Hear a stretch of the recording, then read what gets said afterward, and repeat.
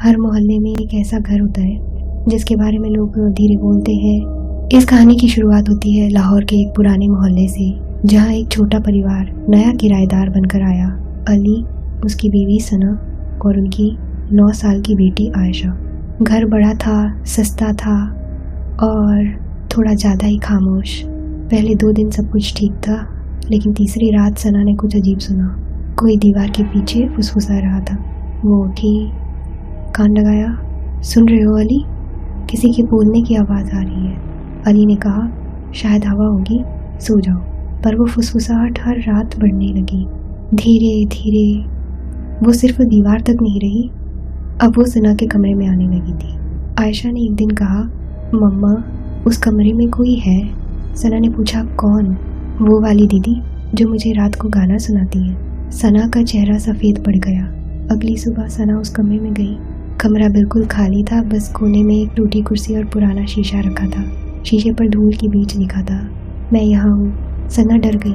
अली को बुलाया, लेकिन जब तक वो आया वो शब्द मिट चुके थे। अली ने फिर वही बात दोहराई, तुम ज़रूरत से ज़्यादा सोच रही हो। लेकिन उस रात अली ने खुद देखा, कमरे का दरवाज़ा आधी रात को अपने आप खुला और किसी ने फुसफुसा कर कहा, बाहर मत आना। अब दोनों पति पत्नी को यकीन हो गया, इस घर में कोई है।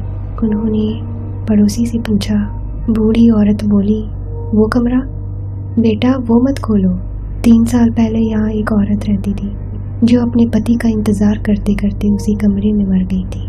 कहते हैं उसकी आत्मा अब भी उस कमरे में किसी के लौटने का इंतज़ार करती है। सना को अब डर के साथ एक अजीब तरस भी महसूस हुआ।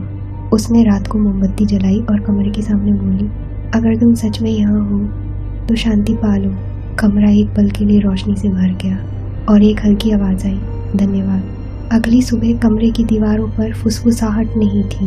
घर पहली बार शांत था।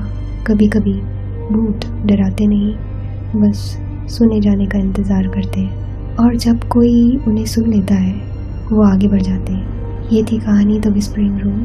अगर आपको ये कहानी महसूस हुई तो SH स्टोरीज़ को ज़रूर सब्सक्राइब करें, जहाँ हर सच्ची कहानी एक खामोश डर को आवाज़ देती है।